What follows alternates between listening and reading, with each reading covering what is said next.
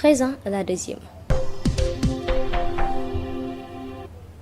Elle nous mène à Diourbel où l'inspection régionale des eaux et forêts prépare activement la journée nationale de l'arbre prévue le 3 août. Des visites de terrain, des évaluations des pépinières et des actions de sensibilisation sont en cours. Les autorités éducatives aussi s'impliquent pleinement avec un engagement collectif renouvelé pour faire du reboisement un outil durable de protection de l'environnement. C'est un dossier signé Babacar Sall.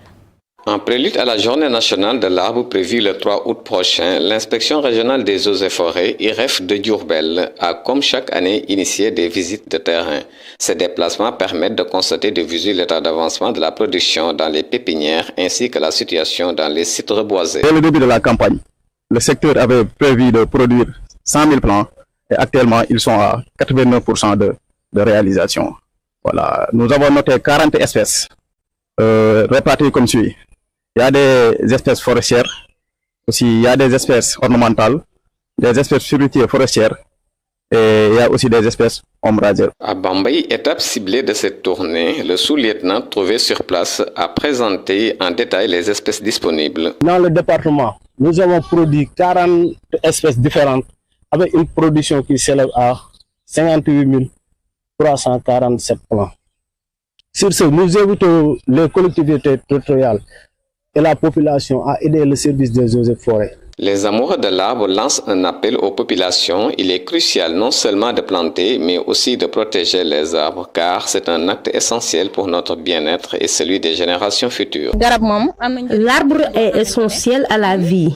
Il nous permet de respirer, de vivre et il nous offre aussi de l'ombre. Moi qui vous parle, j'ai un citronnier chez moi, ainsi que de nombreux autres arbres que vous pouvez également retrouver ici à l'IREF.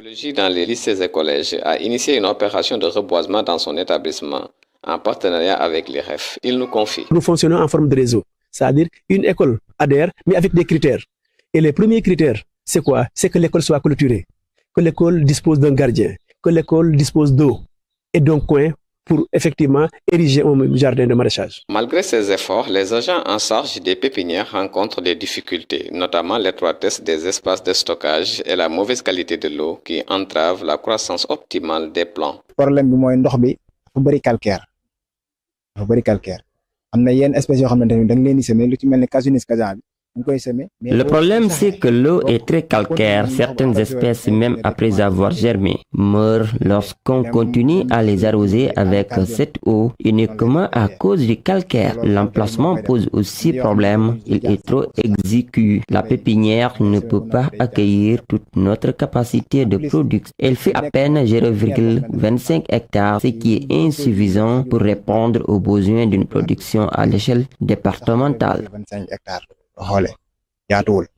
Production départementale lay doon. Cette année, la journée de l'arbre sera célébrée à Toki. Le thème reboiser pour une souveraineté alimentaire durable et un développement local.